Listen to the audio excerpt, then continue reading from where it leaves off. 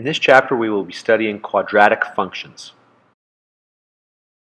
In this lesson, we will be exploring how to write the equations of quadratic functions.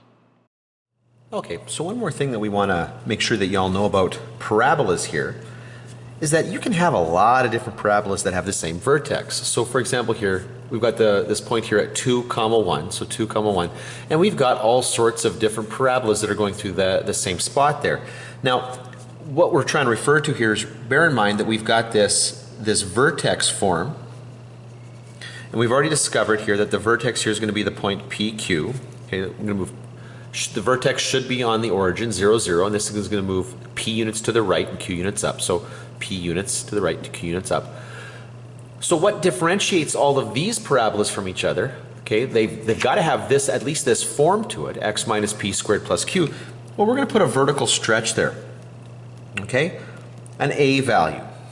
And so what happens is that helps us differentiate between these different graphs here. So now take a look. This graph right here, maybe we'll zoom in a bit here. Wrong way. So this graph right here represents y equals x minus 2 squared plus 1. So this one right here has got there's no coefficient in front of the squared term here. So it sits like this. Now if I put a 2 into this, notice what happens. It looks like it got narrower. But the truth is it didn't actually get narrower. What happened is this point jumped up. It actually got taller. Normally on a graph, if I go from the vertex, if I go 1 unit over and go 1 unit up, I'm right back on the parabola. 1 unit to the left, 1 unit up, I'm right back on the parabola. But if you multiply by 2, now if I go 1 unit over, I have to go 2 units to go back up onto the parabola. Now think about this. Normally if I start at the vertex, if I go 2 units over, I have to go 4 units up to get back on the parabola. 1, 2, 3, 4. In this case, I've multiplied by 2, so instead of going up 4, I should have to go up 8. So 1, 2, 1, 2, 3, 4, 5, 6, 7, and there we go. 8 right there. So what's happened is this graph has actually gotten taller. Now that's not the way most of us are going to see that though. It's just the way we're hardwired. Most of us are going to see that as getting narrower. So it's going to just take a little bit of getting used to here.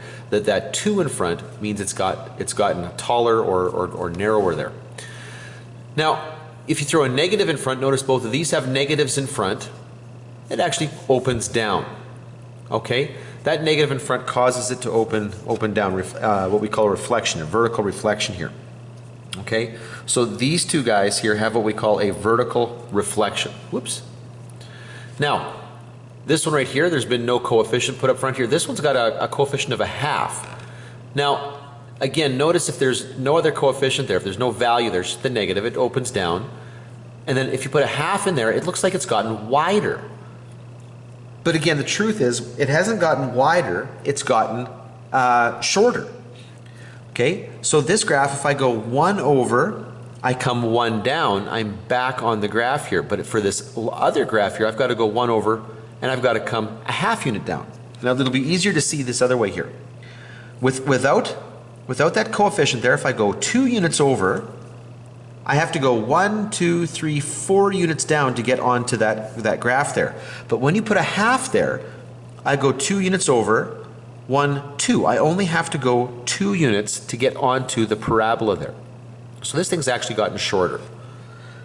Okay, so now we just want to talk about that here. What we're going to do here is start to come up with the equations of the parabolas here. So what makes the graph unique to an equation is the value of a. Just having the vertex isn't enough. You need to know what the stretch value is here. So when we're going to find the equation, what we're going to do is we're going to put the vertex in to this equation right here. Now that's going to give us the p and the q, or the h and the k, depending on how your teacher is setting this up here. You need another point on the graph other than the vertex. The vertex won't work. If you plug the vertex in, it's going to cause this part in particular to go to 0, because watch what happens here.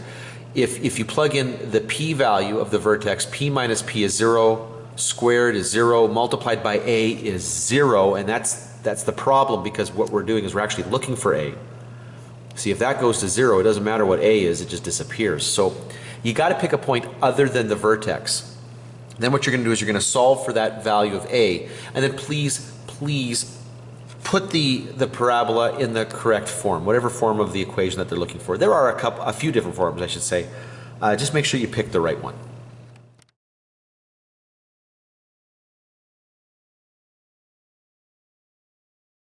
All right, so here we go. So we're going to determine the equation of a parabola that's got a vertex of -4, 1, passes through the point -3, -1. And we're going to put it in vertex form. Well, I'm going to start, assuming it's in vertex form, because that's really the easiest way to take that information that you're given to start off with.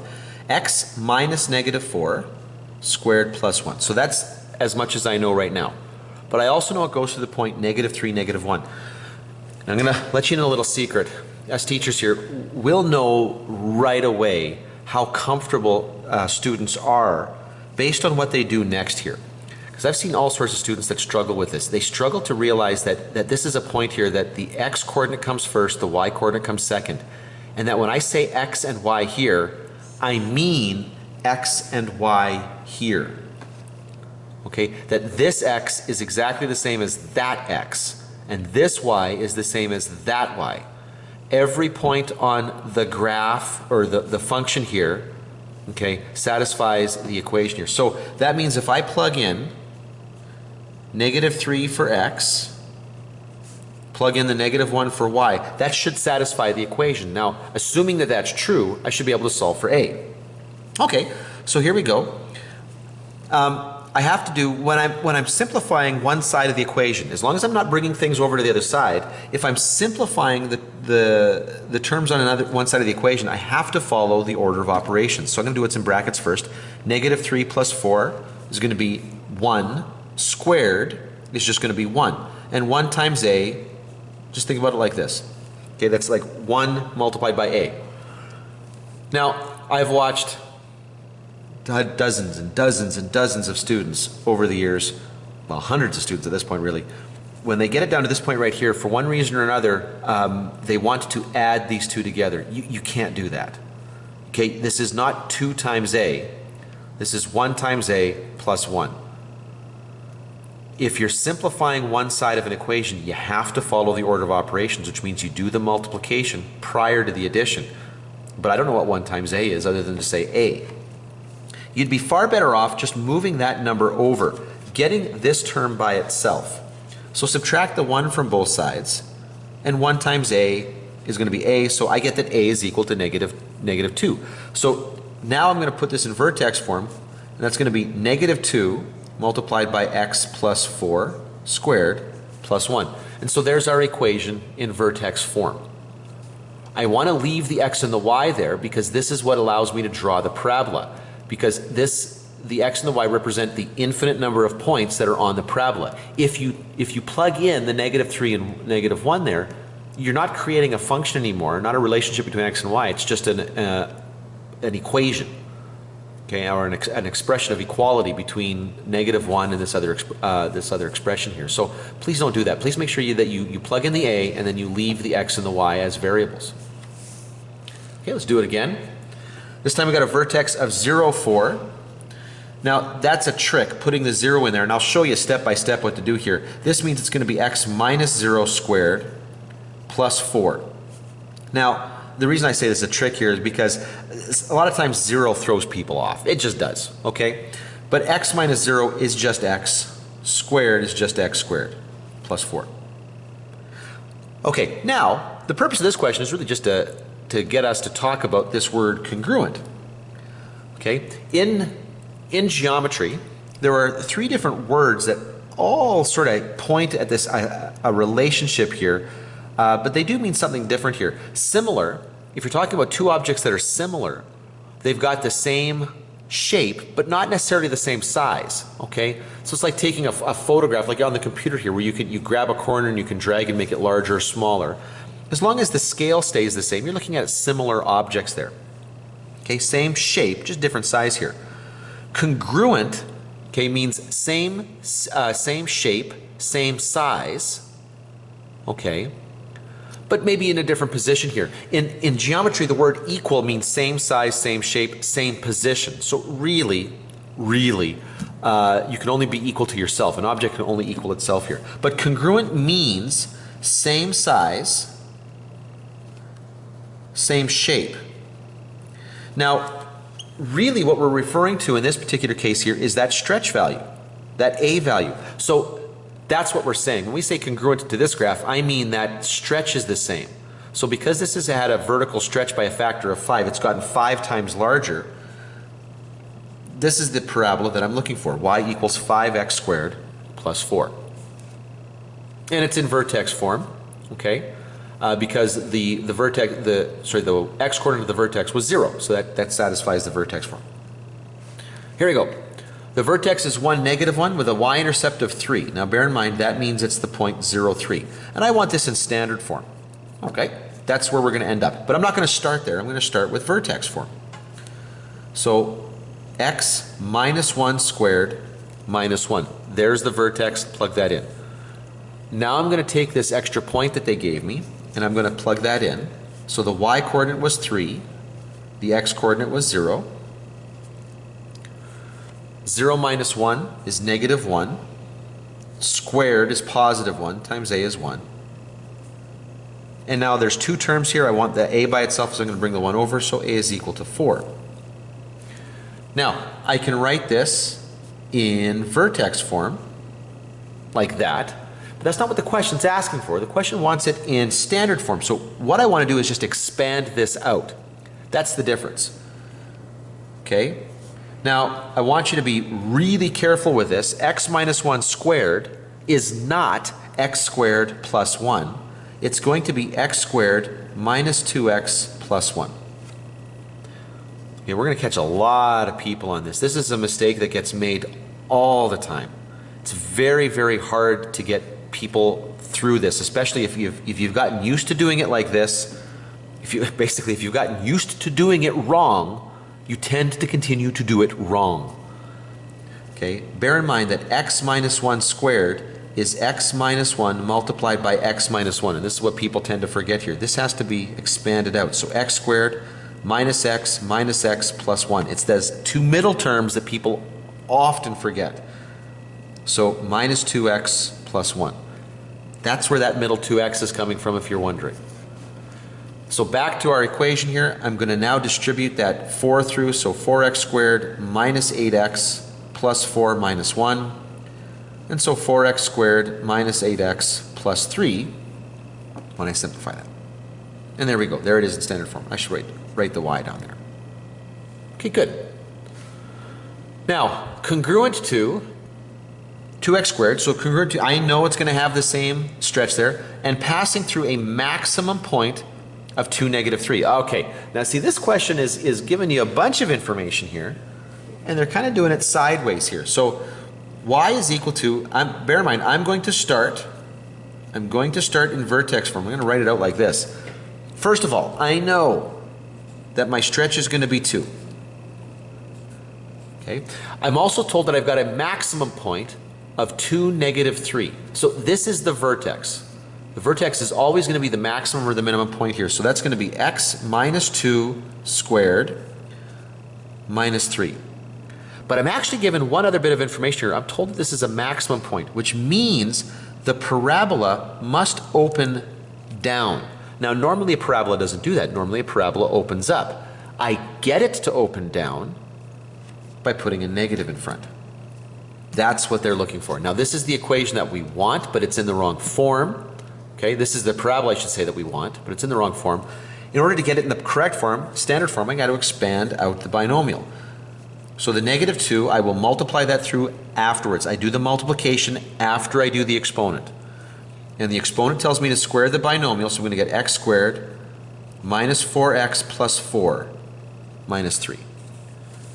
Okay, and again, if you're wondering where that -4x is, you're just going to have to write out x minus 2 multiplied by x minus 2 and make sure that you distribute carefully. Okay. Now I'm going to distribute the -2 through here. So -2x squared plus 8x minus 8, and then there's that -3 hanging out at the end there. So I just distributed that -2 through. And now all I got to do is put together those 2 like terms there. And so y will equal -2x squared plus 8x. Well, -8 minus 3 is going to be -11. And so there's the equation of the parabola I'm looking for in standard form. My next question says that I've got an axis of symmetry of x minus 4 is equal to 0 and a maximum value of 6. Oh, okay, well, we're given all sorts of stuff here. and a y-intercept of -2. So we're throwing a bunch of information at you. The axis of symmetry, remember, that is related to the x-coordinate of the vertex. So the x-coordinate of the vertex is 4. The maximum or minimum value is the y-coordinate of the vertex, and that's going to be a 6. So I know that my vertex has to be the point 4, 6. That's the information they just gave me. It's a maximum value, so therefore I know that the a value is going to be negative. And then it's got a y-intercept of -2, so I know that's going to be 0, -2. Now, with these two bits of information, actually, I can make a really good start at this. I'm going to plug this into vertex form, so x minus 4 squared plus 6. That's what my vertex tells me. And now I'm going to plug in my point. -2 is going to equal to a. 0 minus 4 squared plus 6. Now, because I'm going to simplify, I'm going to spend a couple seconds here just simplifying the right-hand side of the equation. I follow the order of operations. 0 minus 4, what's inside the brackets, is -4 squared is going to get me positive 16. Now, I'm still looking to simplify this, so I would do the multiplication before I would do the addition. And a times 16 is just 16a. So because I don't know how to multiply that out quite yet, I can't actually add the 6 yet. Okay, so now what I'm going to do is I'm going to solve for a because I can't simplify any further. I'm going to bring this second term over, so -8 is equal to a times 16. Okay, I just subtracted 6 from both sides. And then when I divide both sides by 16. Now notice that this value here is less than 16, so when I divide this, I'm going to get a fraction. In fact, I'm going to get -1/2. Okay, I've watched all sorts of people when they get to this point here, because they're so averse to fractions, what they do is they end up dividing the -8 this way and telling me that a is equal to -2. Okay, and that just really doesn't make any sense, particularly if you try to plug that back in. Now, let's plug this in, see what we've got thus far. So -1/2 was my a, x minus 4 squared plus 6. Now, the one bit of information that I didn't incorporate into my work here was the fact that that was a maximum value. But it turns out that's okay because my a value ended up being negative regardless. So it kind of I covered my butt without even trying at that point right there. So that's the equation that I'm looking for in vertex form. All right, we're looking for equation in standard form this time. I've got x-intercepts of 2 and 4. So those are the points 2, 0, and 4, 0. That's what intercepts mean, right? Especially x-intercepts. The y-coordinate is 0. The vertex is 3, -1. So I can start off with y equals a multiplied by x minus 3 squared minus 1. And now I've got actually 2 other points. So I've actually got more information than I need here. Just pick either one of those. I'll pick the one with the smaller value just because I'm a little bit lazy. So y is 0, x is going to be 2. So order of operations, when I try to simplify what's on the right hand side, 2 minus 3 is -1. -1 squared, because remember I got to do the exponent there. -1 squared is just going to be 1. And 1 times a is just a. Now, I can't combine those two terms, so now I got to solve for that variable by adding that 1 to both sides, and I get that a is equal to 1. Well, that's kind of nice, because that's an easy one to put in front. So 1 times x minus 3 squared minus 1. Now, it turns out, even if we'd used the other point there, we would have gotten the exact same value for a. The numbers would have just worked out really, really quite nicely. Okay. Oh, sorry, and we wanted this in standard form. I was just about to move on here. We want this in standard form, meaning I need to expand that out. So it's the binomial there, so I'm going to expand that out. So x squared minus 6x plus 9 minus 1. And bear in mind, I get that. If you're not seeing where that's coming from, you just need to write x minus 3 times x minus 3 and distribute that all out, and that should be really quite clear. When I drop the parentheses now to combine these terms, I'm going to get y is equal to x squared minus 6x plus 8. And now lastly, I'm going to look at this graph right here. I'm going to come up with the equation in vertex form. Okay, well I can see the vertex right there, -1, 2. So this is going to be x minus -1, so x plus 1 squared plus 2. And I've given an extra point on the graph. I'm given the point -3, 1. So I have one other bit of information I can plug in. The y-coordinate that I'm seeing here is 1. The x coordinate is negative 3.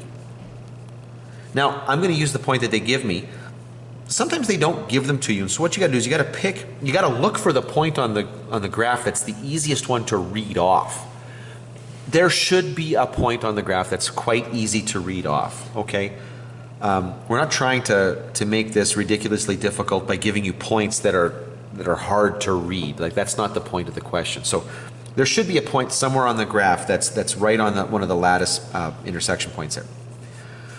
So I'm going to simplify the right-hand side by calculating this. Negative 3 plus 1 is negative 2 squared. So I'm doing what's inside the parentheses, and I'm going to do the exponent there. So negative 2 squared is going to be 4. I cannot add the 4 and the 2 here because order of operations tells me to do the multiplication first. A times 4 plus 2. But I don't know what A is, so this is a dead end. So now I'm going to transition from simplifying to solving. I'm going to subtract the 2, that extra term, from both sides. And then I will divide by 4 to get negative 1/4 is equal to A. And so that's the stretch value that I'm looking for. So I can see that there's been a reflection. That makes total sense. I needed that to open down.